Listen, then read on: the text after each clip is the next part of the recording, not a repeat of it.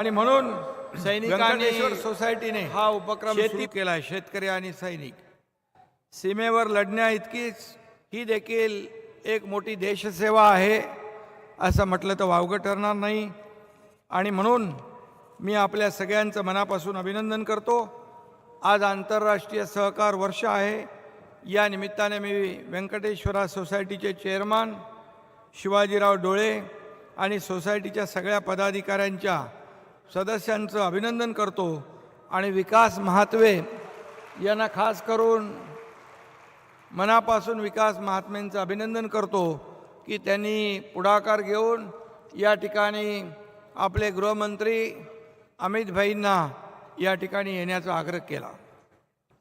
या आपल्या सोसायटीचा लोगो कृषी सैनिक कृषी रक्षक असा आहे. जवान आणि शेतकरी यांनी एकत्र येऊन देशाच्या प्रगतीसाठी आपण उचललेलं हे मोठं पाऊल आहे असं म्हटलं तर वावगं ठरणार नाही. आज देशाचे यशस्वी आणि लोकप्रिय प्रधानमंत्री नरेंद्र मोदीजी यांनी दिलेला सहकार से समृद्धी हा नारा देशात क्रांती निर्माण करतोय. आणि सहकार्याच्या माध्यमातून ही क्रांती घडवण्यासाठी आदरणीय मोदीजींनी अमित भाईंसारख्या सक्षम नेतृत्वाची या सहकार विभागासाठी निवड केली. हे खरं म्हणजे आपल्या सगळ्यांसाठी एक अभिमान आणि गौरवाची बाब आहे. त्यामुळे आजच्या या कार्यक्रमाला अमित भाई यांच्याशिवाय दुसरे योग्य पाहुणे असू शकत नाहीत.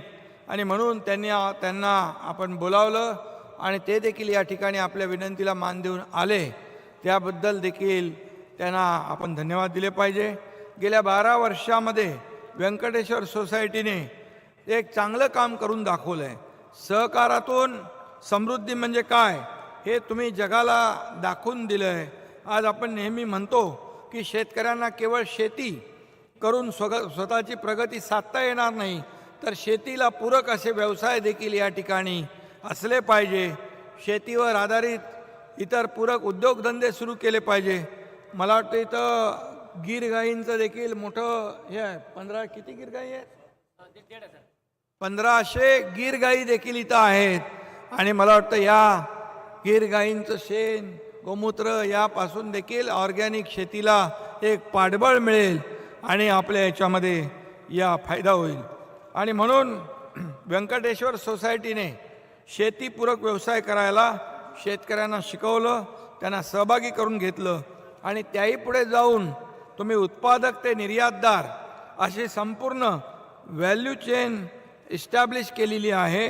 आणि म्हणून सोसायटीतल्या नफ्याचे समन्यायी वाटपही आपल्या माध्यमातून केलं जातं.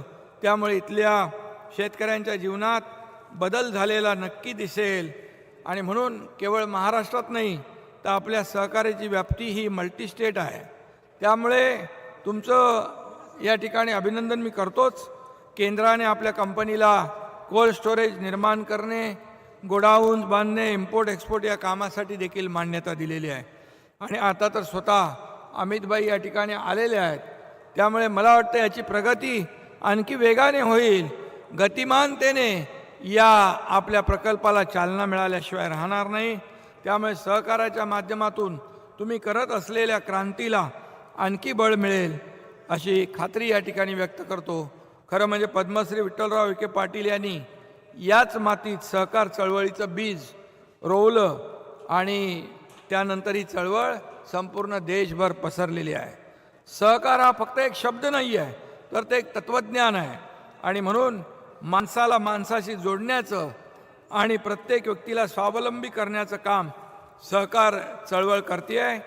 सहकाराचा पाया म्हणजे विश्वास, एकजूट आणि सहभाग. त्याच तत्वावर काम करून व्यंकटेश्वर सोसायटीने सहकाराची खरी ताकद देशाला दाखवून दिली. आणि आपलं काम पाहिल्यावर मला ज्योत से ज्योत जगाते चलो हे वाक्यही आठवतं. आपल्या सहकार संस्थेने लोकांचा विश्वास मिळवून यापुढे देखील विश्वासाला आपली संस्था पात्र ठरेल अशा प्रकारचा विश्वास या ठिकाणी व्यक्त करतो. आणि आजच्या या संमेलनातून आपण सहकार क्षेत्राच्या पुढील वाटचालीसाठी काही नवीन संकल्पना मांडू शकतो आणि नव्या तंत्रज्ञानाचा वापर करून सहकार क्षेत्राला आणखी आपण बळकटी देऊ शकतो. आणि म्हणूनच मी आदरणीय अमित भाईंचं पुन्हा एकदा आपल्या सगळ्यांच्या वतीने मनापासून अभिनंदन करतो आणि त्यांना धन्यवाद देतो. आपली मल्टी स्टेट कोऑपरेटिव्ह सोसायटी आणि सेंट्रल रजिस्ट्रार यांच्या अखत्यारीत येते, मात्र राज्य शासनाकडून आवश्यक सर्व सहकार्य देखील या संस्थेला मिळेल असं देखील मी या ठिकाणी सांगतो. आणि आपल्या या भावी वाटचाली संस्थेच्या मनापासून मी खूप खूप शुभेच्छा देतो.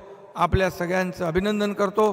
पुन्हा एकदा सगळ्यांना मनापासून शुभेच्छा. जय हिंद, जय महाराष्ट्र आणि जय जवान